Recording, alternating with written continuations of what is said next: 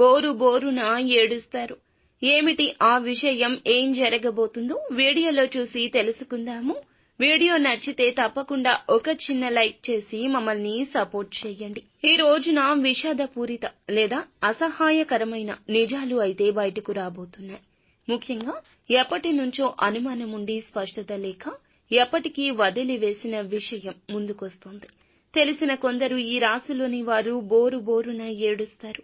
ఎందుకంటే కొన్నిసార్లు నిజాలు ఎంత నిర్దాక్షిణ్యంగా ఉంటాయో, దెబ్బతీస్తాయో ఈ రోజున అనుభవం అవుతుంది.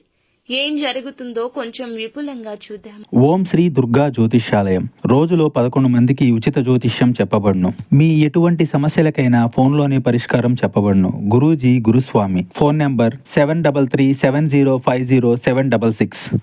ఈ రోజున కుటుంబ సంబంధాల్లో చాలా సున్నితంగా ఉంటారు. స్నేహితులు, బంధువులు ఏదైనా విషయం చెప్తే వెంటనే తెలుసుకోవాలి ఆ రహస్యం అనే ఆతురత ఉంటుంది. ఈ మధ్య కాలంలో ఒక వ్యక్తి మీద మీరు కొంత అనుమానంతో ఉన్నారు. ఇక ఆ వ్యక్తి మీకు దగ్గర స్నేహితుడైనా లేదా కుటుంబ సభ్యుడైనా కావచ్చు. మధ్యాహ్నం 2 గంటల నుండి సాయంత్రం 6 గంటల మధ్యలో చాలా కాలంగా వెతుకుతున్న నిజమైతే ఎటకేలకు బయటకొస్తుంది. ఇదొక మోసం కావచ్చు. ముఖ్యంగా డబ్బు సంబంధితమైన సాన్నిహిత్య సంబంధం, ప్రేమ విషయంలో అయినా కావచ్చు. కలలను కళ్లకు కట్టినట్లు కలిగించిన వారు వెనుక వేరే దారులు వెతుకుతూ ఉంటే కనుక అది తెలిసే అవకాశం ఉంది. ఈ నిజం తెలిసాక మీరు ఒక్కసారిగా కుప్పకూలిపోవచ్చు. కొందరికి ఆవేశం ఎక్కువవుతుంది, కానీ కొందరికి కన్నీరు మాత్రమే వస్తుంది. ముఖ్యంగా ఈ రోజున ఈ రాశి వారు బయట కంటే లోలోపల ఎక్కువగా మదన పడతారు. కాబట్టి ఎవరూ చూడకుండా ఏకాంతంలో కూర్చొని బోరున విలపిస్తారు.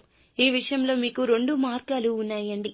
ఒకటి, బాధను మనసులో పెట్టుకుని మళ్లీ దాన్ని కొనసాగించడం. రెండవది, ఎంతైనా కఠిన నిర్ణయం తీసుకుని ఆ వ్యక్తిని వదిలేయడం.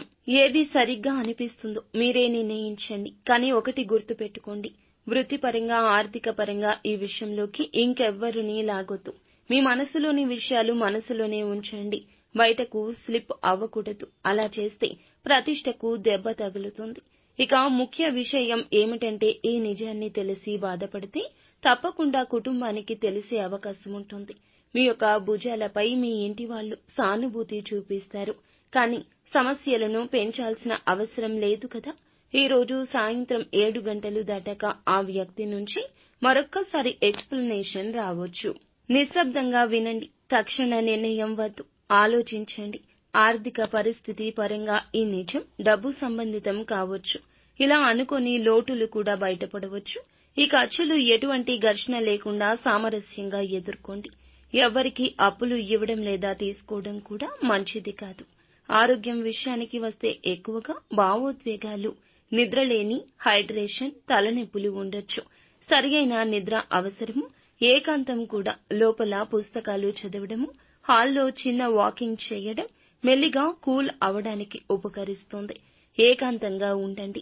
ఆ ఆలోచనలే మిమ్మల్ని నడిపిస్తాయి.